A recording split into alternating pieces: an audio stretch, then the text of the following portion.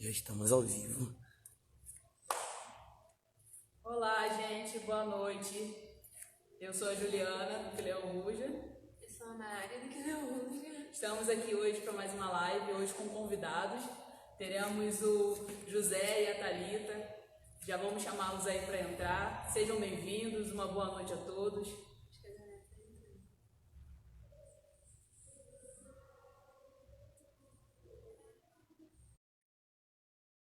Estamos ansiosos por esse momento de aprendermos mais com eles. Tem bagagens aí excelentes para nos passar. Olá! Olá, Oi, gente, tudo bem? Estamos bem, boa noite. Estamos bem, e vocês? Vocês nos ouvem? Mais ou menos. A internet ela tá oscilando um pouco pra gente aqui. Deixa eu ver. Vamos para os técnicos.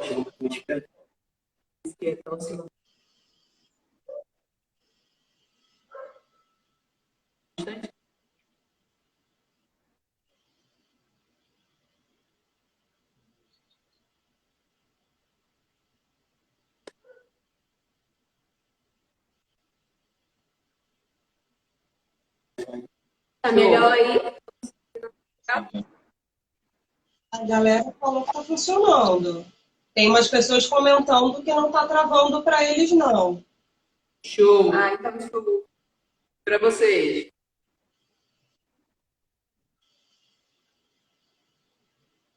Tá atrasando um pouquinho, né? Pra gente tá um pouquinho ainda. Tá travando. Entendi. Vamos assim mesmo. Vamos tentar de pouquinho, vai chegar com delay. Daqui a pouco flui. Em nome de Jesus. Amém. Vamos orar para iniciarmos? A Mari vai orar para a gente.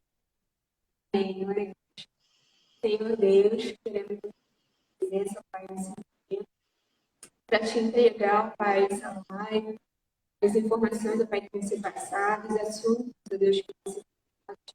Em nome de Jesus, ó Pai, que nós possamos falar, ó Pai, com clareza, Pai, que cada um Deus, que esteja assistindo essa live, entenda, Pai, os propósitos da dança, o porquê da dança, Pai.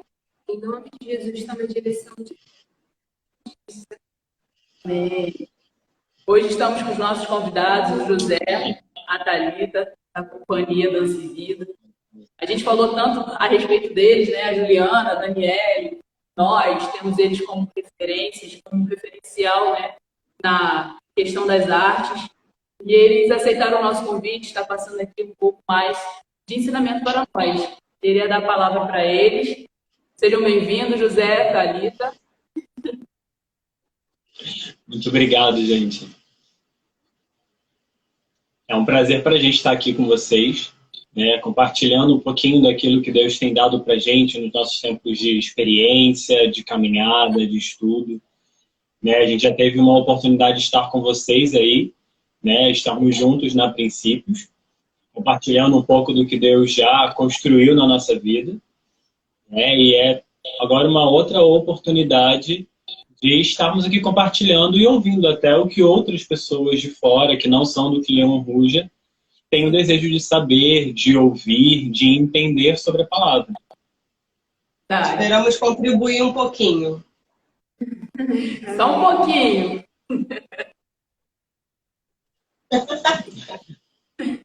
Amém. Como nós estamos no tema, né, louvor na dança, e aí a gente vai fazer no mesmo formato, né? A gente vai fazer perguntas e vocês nos respondem com a bagagem maravilhosa, né? Gente, eu tenho que falar, fizemos uma reunião de alinhamento e a vontade era de não parar, né? Como a Thalita falou, a gente já tinha começado a live no sábado. Se estendeu até agora, se pudéssemos. A Mari vai iniciar com a primeira pergunta. Então, a primeira pergunta é como surgiu a dança nas igrejas? O que vocês nos dizem? Essa é uma pergunta muito boa. Muito boa. Porque talvez um dos nossos grandes problemas hoje em ser aceito enquanto ministério de dança na igreja é entender de onde isso surgiu.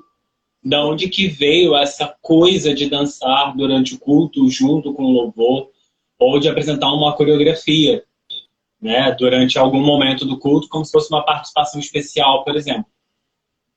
Se a gente for pensar a nível da história, a dança e a música, elas surgem praticamente ao mesmo tempo, junto com o ser humano.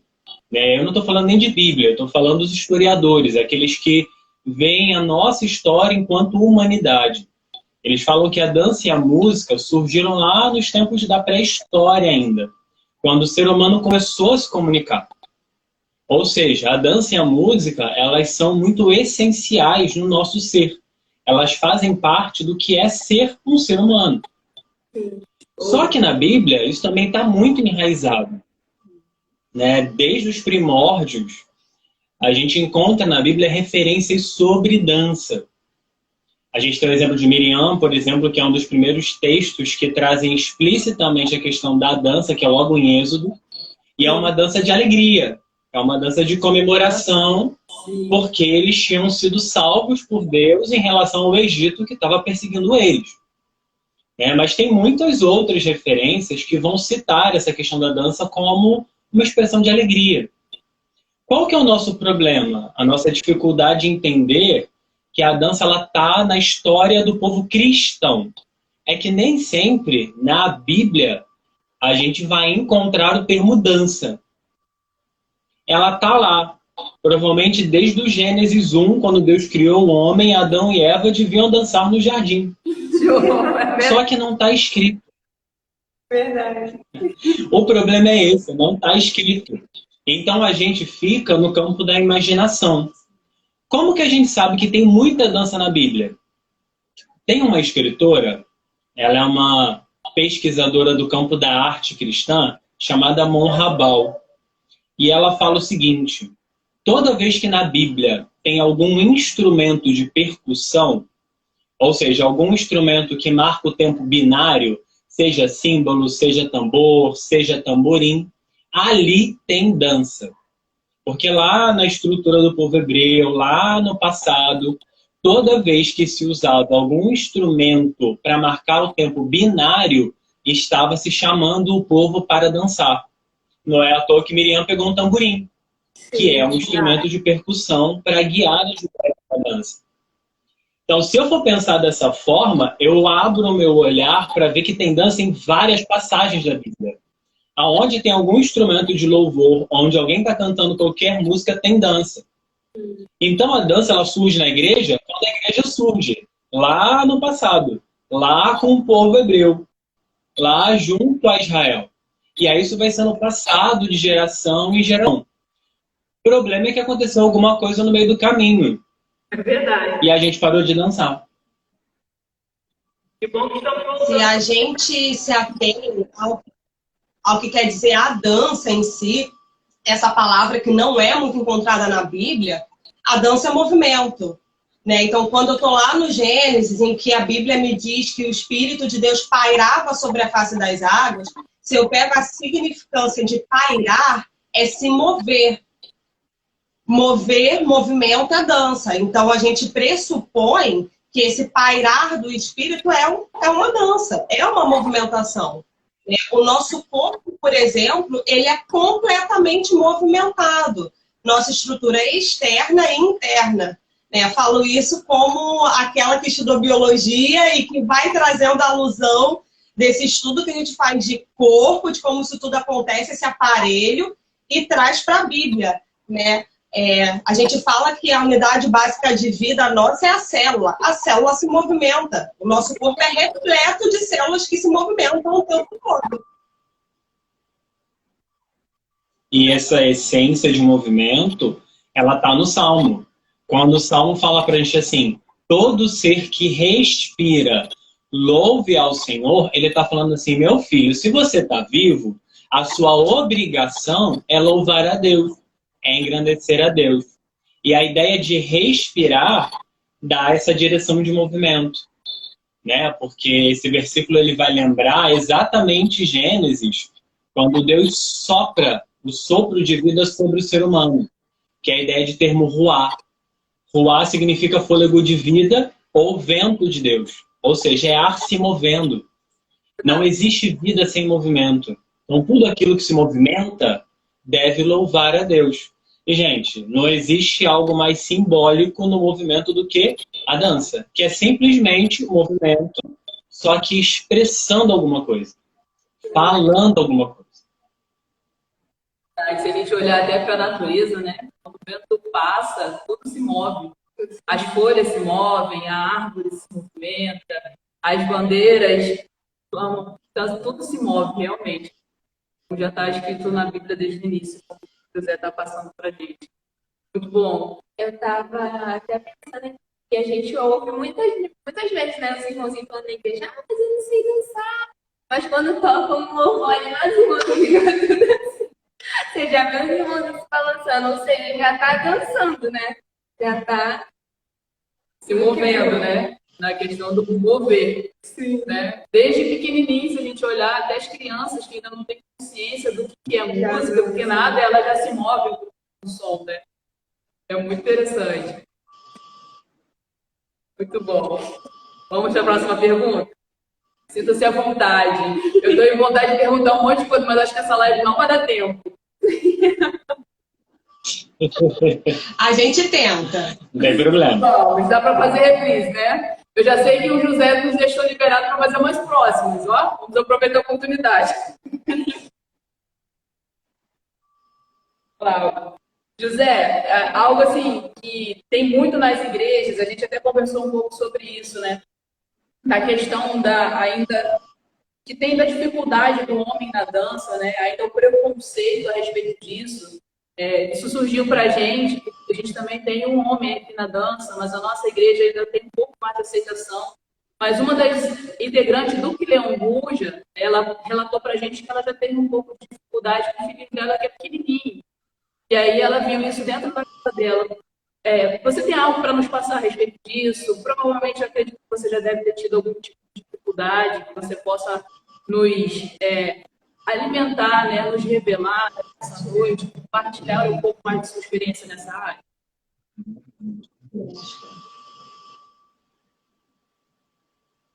Deixa o som para a gente tá picotando muito. A gente está, assim, literalmente decifrando o que vocês estão falando. Eu estou aqui com o telefone na mão, tentando entender os comentários também, para ver se tem uma...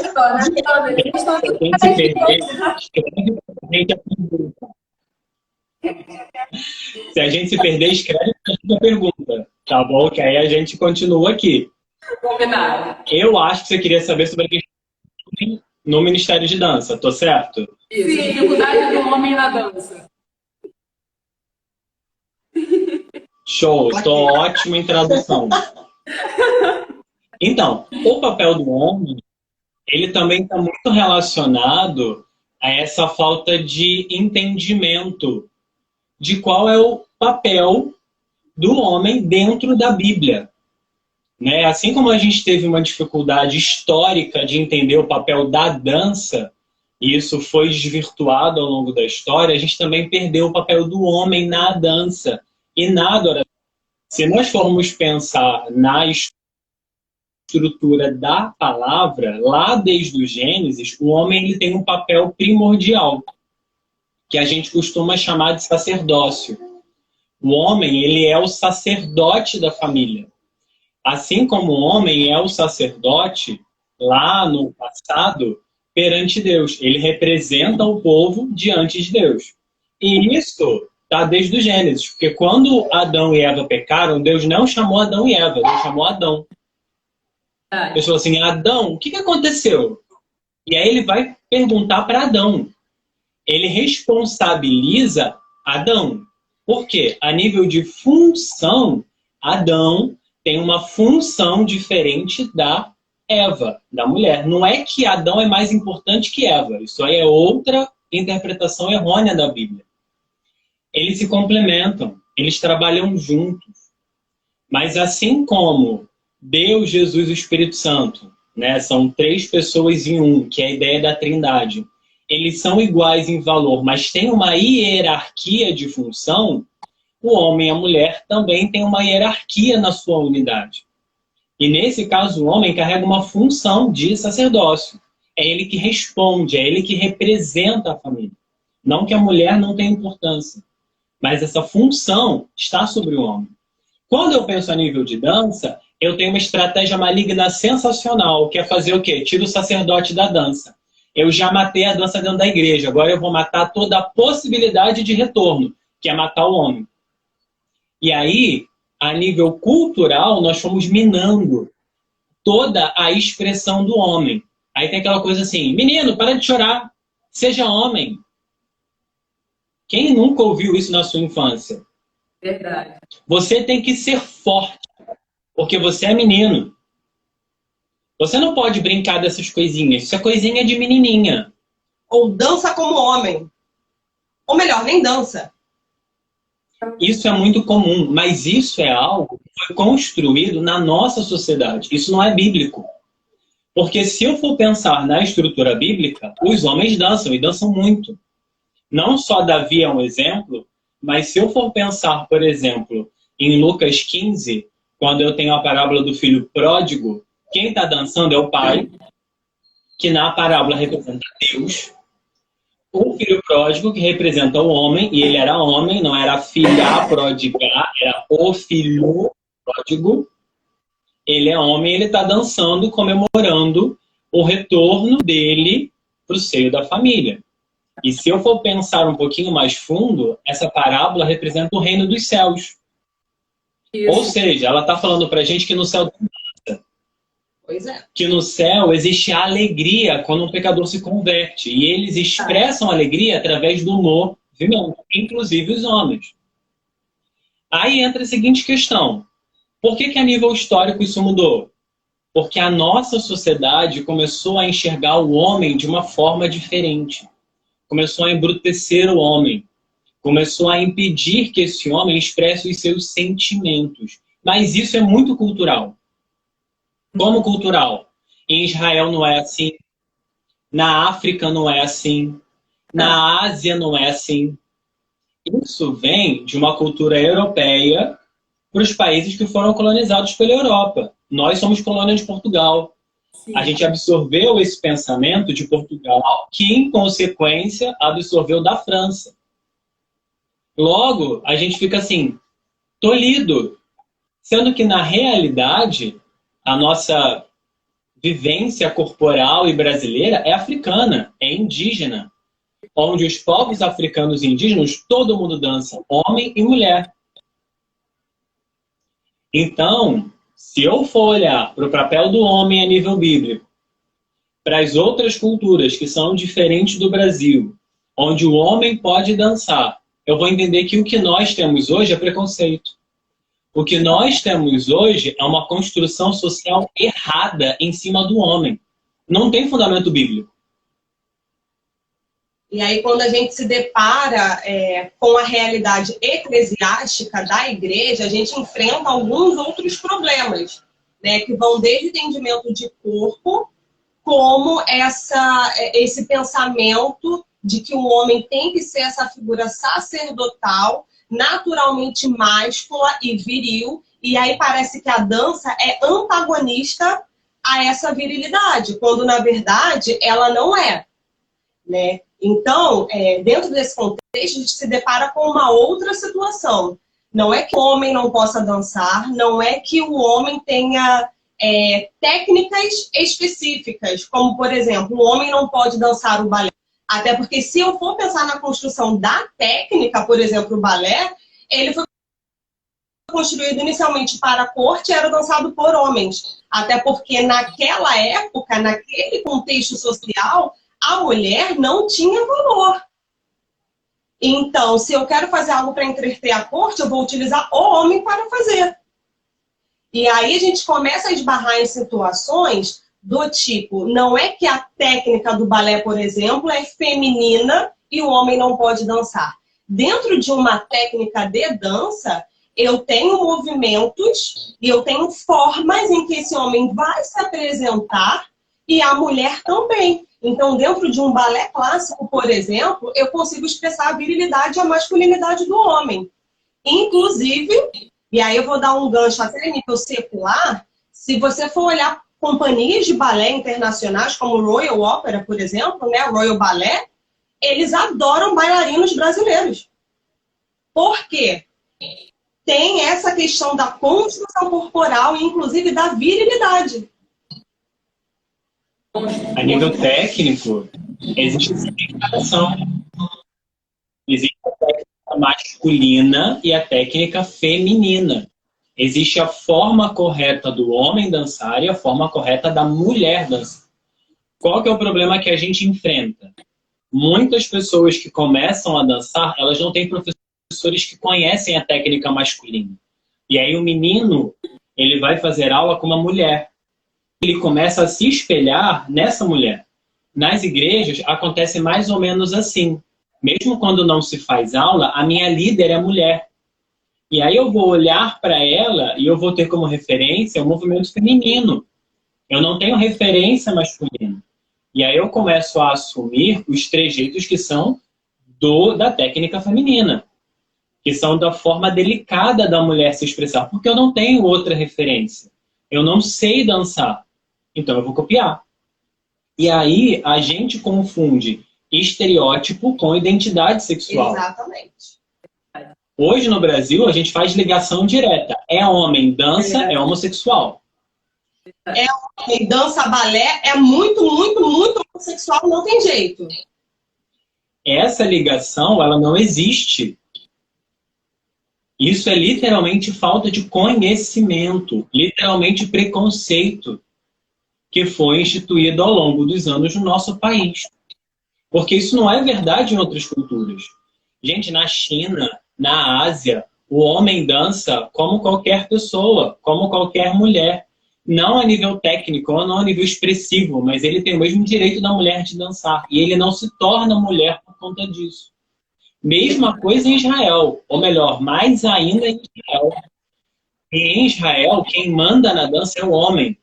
É o homem que dança na frente, porque é a responsabilidade dele.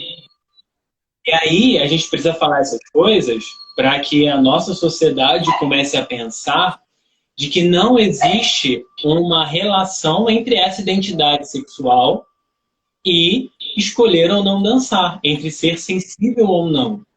Talvez o que ocorra seja um outro processo, e por falta de conhecimento, a gente coloca isso como verdade. Vou dar um exemplo. Muitas vezes o menino ele é sensível, ele já é artista desde criança.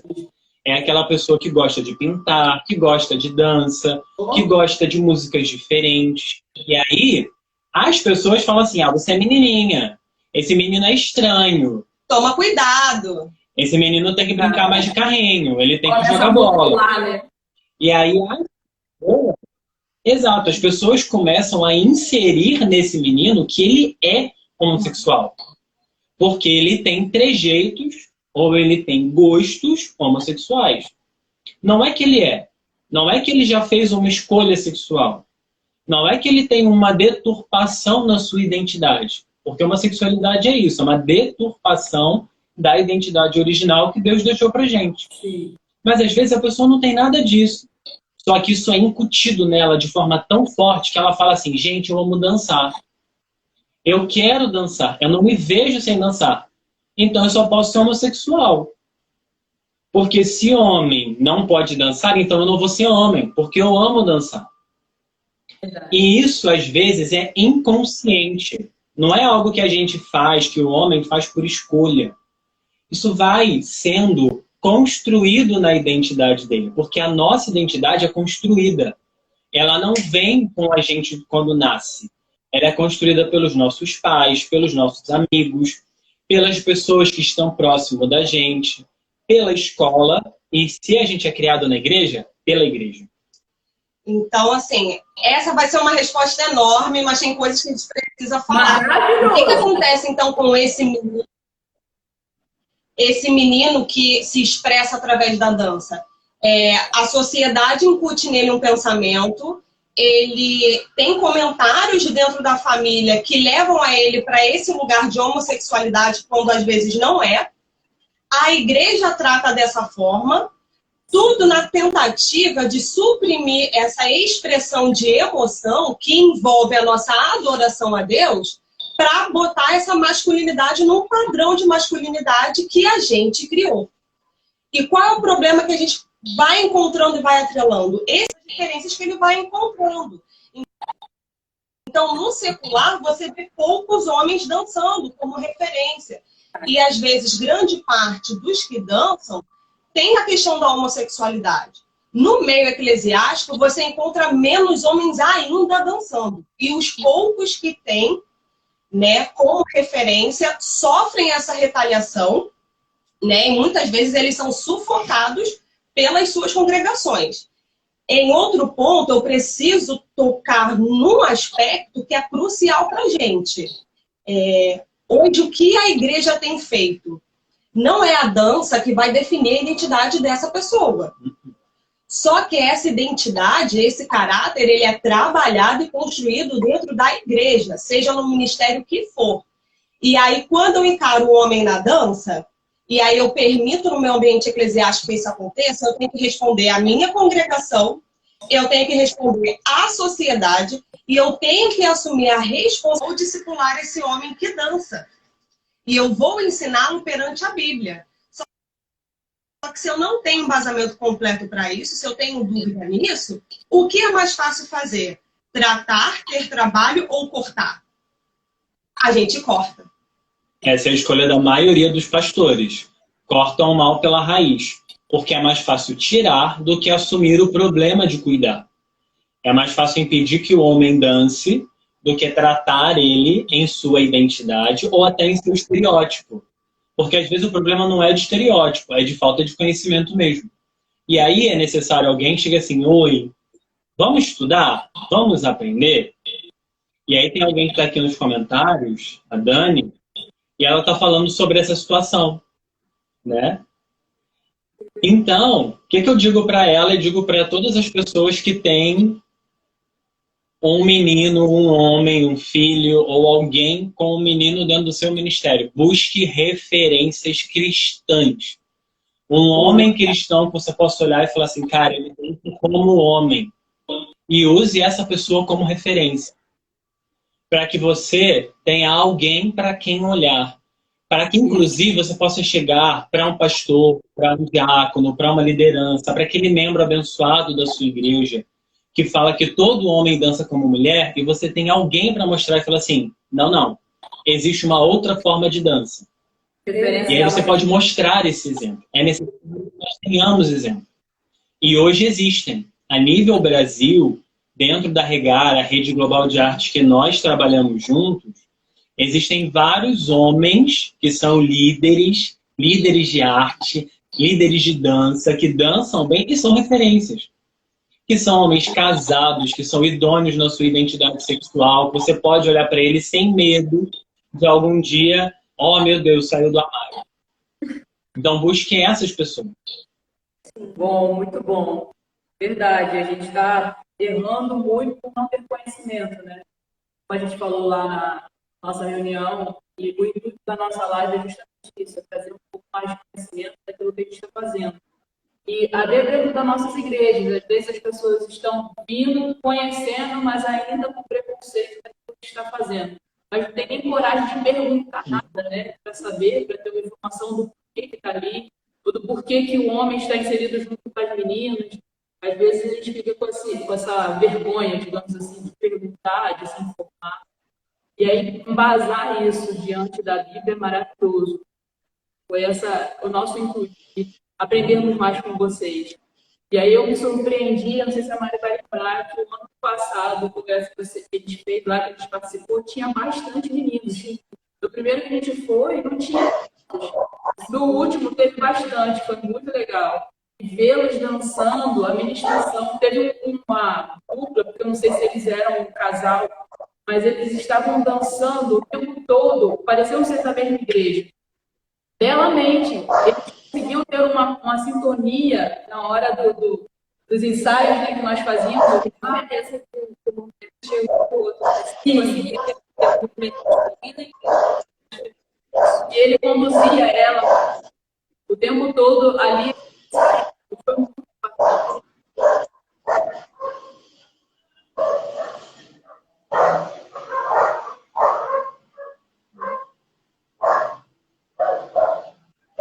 Gente, ajuda a gente na tradução, porque essa pergunta a gente não entendeu. Então, A gente só... Gente, escreve aí. nós compartilhamos da experiência que tivemos no último congresso que a gente participou, da CIA. Tinha muitos meninos lá. Foi muito bacana. Uhum.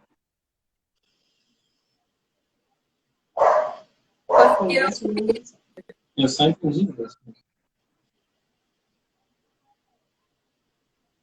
Tá ruim ainda? Tem gente falando que tá sem som e tá picotando muito. Pra gente tá picotando.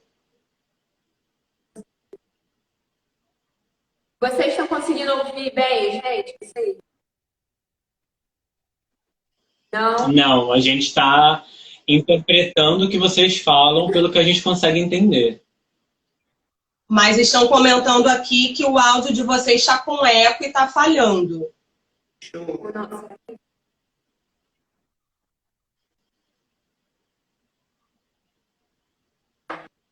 Vocês querem que a gente dê uma pausa agora para poder a gente verificar esse contexto e ver se a internet consegue casar com a de vocês? A gente dá uma pausa e volta rapidinho, só para tentar alinhar as internet. Pode ser, a gente pode encerrar esse assunto e aí a gente cai a live e tenta voltar de novo para ver se melhora. Mas pelo que a gente entendeu aqui nos comentários, foi algo sobre ter muitos meninos no nosso congresso dançando. Isso. Foi mais ou menos por aí? Isso. Aí. Na verdade, é uma raridade de homens nos nossos eventos. Geralmente são poucos. Né? Quando a gente tem 2, 3 congressistas. O do último ano nós tivemos mais meninos, mas também foram mais congressistas. Né? Nós fizemos um congresso diferente ano passado. Então a gente teve em torno de uns 6, 7 homens participando. Isso em 170 mulheres. Então continua sendo um número absurdo em comparação. Mas isso é uma realidade em todas as equipes de dança. Né? O Dança e Vida, ele é muito diferente. A gente não é padrão. Nós temos 3 homens na equipe. Isso já é muita coisa. A maioria das equipes tem um, ou às vezes nenhum menino. Nós já começamos bem fora do padrão, porque a nossa liderança é masculina. Né? Há anos a nossa liderança é masculina, o nosso líder é o Alan Gregório, e até a formação da companhia éramos um grupo de meninas lideradas por um homem. Também tivemos muito preconceito. Sofre preconceito até hoje com isso. Mas, assim, tem algumas pessoas comentando aqui a questão de preconceito e tudo mais. Gente, preconceito a gente só quebra com conhecimento. Não é no grito, não é na briga, muito menos no ambiente eclesiástico. Nós só quebramos, reconstruímos esses conceitos com base no conhecimento. E, claro, com bons exemplos. Bom exemplo faz total diferença. Vou dar um exemplo para vocês, que a gente comentou, inclusive, na nossa conversa no sábado. Né? Eu tive muita dificuldade em ser aceito pela família da Thalita, exatamente por esse preconceito. Né? Nossa, o menino que dança. Né? E a minha sogra, ela desconfiou. Falou assim, Thalita, acaba o namoro, porque ele não é homem. Sabe como a gente resolveu a situação? A gente não discutiu, a gente não brigou com ela. A Thalita sabiamente convidou a minha sogra para me ver dançar em um dos nossos congressos. Olha só, convidou ela exatamente para aquilo que era o objeto do preconceito dela. Depois de ter me visto dançar, ela chegou para a Thalita e falou assim, Thalita, ele é homem mesmo. Ele dança como homem. E aí a gente traz uma questão: o que é esse dançar como homem? O caráter dele foi revelado através do movimento que ele estava fazendo.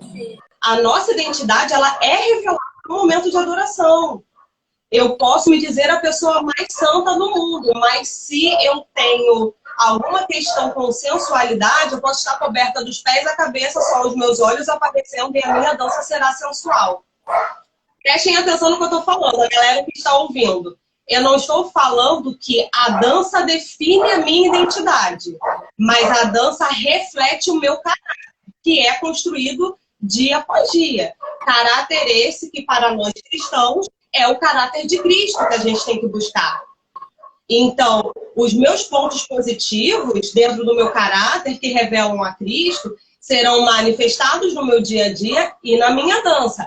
As minhas brechas pessoais também serão manifestadas nessa dança.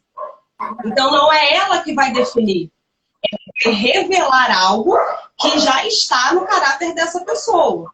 No caso da minha mãe, eu, por exemplo, era uma pessoa que eu tinha pavor da ideia de namorar um bailarino.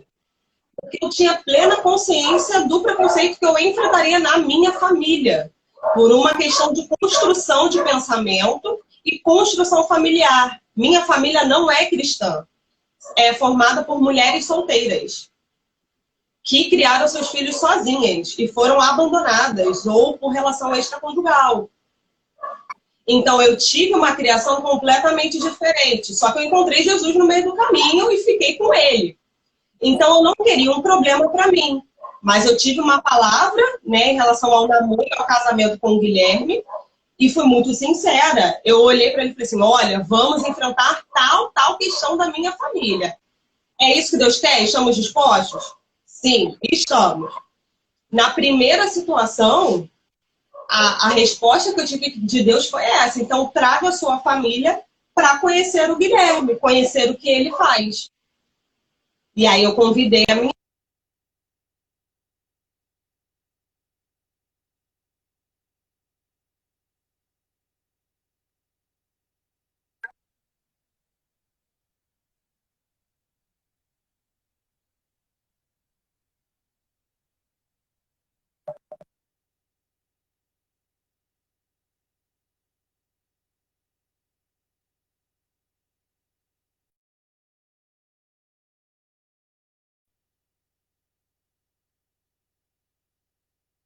Saiu a aparição com eles, a gente vai dar uma pausazinha. Daqui a 5 minutinhos a gente volta. Só para a gente estar verificando e chamando eles de volta. Sai daí não, fica aí.